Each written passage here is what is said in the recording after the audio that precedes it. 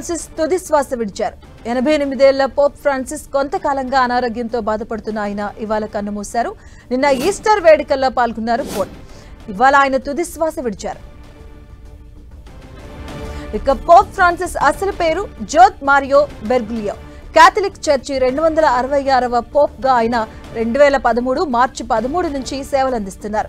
ఇక Pope Francis December 17, 1936లో అర్జెంటీనాలోని బ్యూనస్ ఐరెస్ లో జన్మించారు. ఇక ఇటాలియన్ వలసదారుల కుటుంబంలో జన్మించారు. ఆయన తండ్రి రైల్వే కార్మికుడిగా పనిచేసేవారు. తల్లి గృహిణి. 5గురు సంతానంలో పోప్ ఫ్రాన్సిస్ పెద్దవారు. ఇక పోప్ ఫ్రాన్సిస్ కెమిస్ట్రీలో డిగ్రీ పట్టా పొందారు. కొంతకాలం ఆయన కెమిస్ట్రీ సైంటిస్ట్ గాను పనిచేశారు. 1958లో పోప్ ఫ్రాన్సిస్ జెసూట్ సొసైటీలో చేరారు. 1969లో పురోహితుడిగా నియమితులయ్యారు. 1992లో బ్యూనస్ ఐరెస్ లో అసిస్టెంట్ బిషప్ గా నియమితులయ్యారు. 1998లో ఆర్చ్ బిషప్ గా ఎదిగారు. ఇక 2001లో పోప్ జాన్ పాల్ ఆయనను కార్డినల్ గా నియమించారు.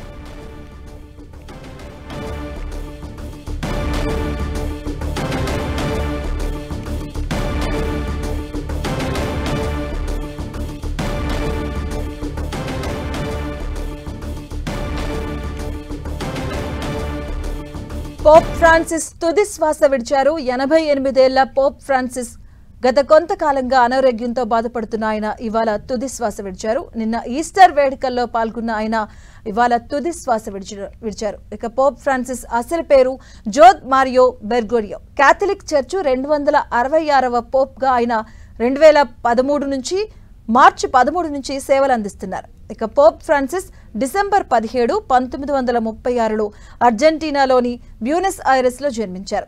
ఇక ఇటాలియన్ వలసదారుల కుటుంబంలో జన్మించిన ఆయన తండ్రి రైల్వే కార్మికుడిగా పనిచేసేవారు. తల్లి గృహిణి.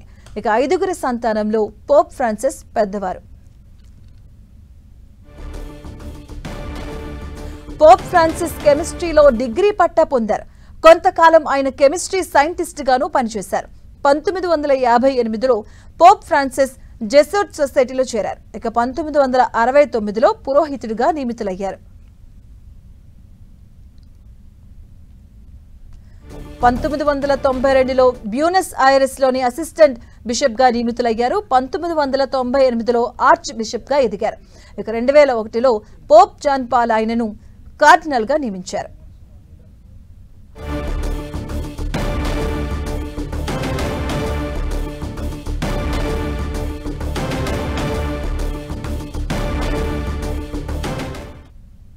ఈ ఘటనపైన మాట్లాడడానికి మనతో పాటు కేపాల్ గారు రెడీగా ఉన్నారు. వారితో మాట్లాడదాం. సార్ నమస్తే.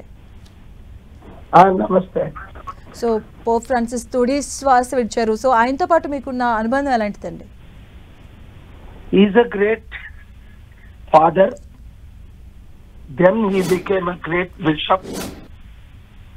He supported my gospel crusade. Catholics normally don't support others, both in Argentina and Brazil in year 2000, and he became తెలుగులో కదా మంది 10కి నేను మీటింగ్ లో ఉన్నాను, మీరేమో సడన్ గా కాల్ చేశారు. ఈ పోపు గారికి ఇతర పోపులకి ఉన్న తేడా ఏంటంటే, ఫస్ట్ నాతో ఆయనకున్న అనుబంధం, ఆయన కేథలిక్ బిషప్లందరూ నా మీటింగ్లు అటెండ్ అయినప్పుడు ఆయన కూడా అటెండ్ అయ్యారు. అలాగే నేను అర్జెంటీనా, బ్రెజిల్ ఇయర్ 2000లో మేము శాంతి సభలు పెట్టినప్పుడు ఆ దేశాలు కేథలిక్ దేశాలు. నేను ఒక కేథలిక్ ని కానప్పటికీ ఫిలిప్పీన్స్ లో కార్డినల్ సిన్ ఎలాగో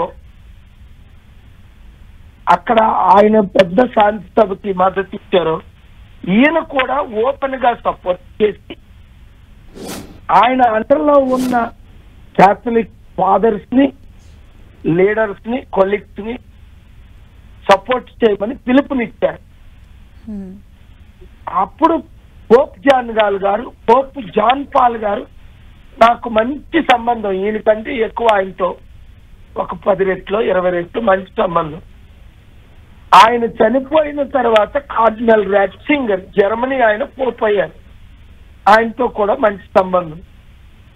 ఈయనకి నాకు కొంచెం సంబంధం తక్కువ అయినప్పటికీ ఒక బిషప్గా, ఒక ఫాదర్గా, ఒక పోపుగా మనకెంతో మన శాంతి సభలకి, పీస్ మిషన్లకి, ఎగ్జాంపుల్ పాలస్టైన్ పీస్ టాక్స్ కి ఆయన మద్దతునిచ్చారు ఇజ్రాయెల్కి. సో ఈయన బ్రాడ్ మైండెడ్, కొంచెం కన్సర్వేటివ్, కార్డినల్ రాట్సింగర్ లా కాకుండా, కార్డినల్ జాన్ పాల్ లా కాకుండా, అప్పుడు ఆయన పోప్ అయ్యారు. ఈయన ఈ కొంచెం ఓపెన్ మైండ్, ఎగ్జాంపుల్ లెస్బియన్స్ కానీ, గేస్ కానీ, వారి పర్సనల్ లైఫ్ కి ఈయన లిబర్టీ ఇచ్చారు, కొంచెం ఓపెన్ గా సపోర్ట్ చేశారు. సో ఈయన గురించి చెప్పాలంటే చాలా సబ్జెక్ట్ ఉంది. మోస్ట్ బిలవ్డ్ పోప్ అని ఆయనకి పేరు కూడా. ఎందుకంటే వెరీ స్ట్రాంగ్ రిలేషన్ ఆయన తీసుకోలేదు.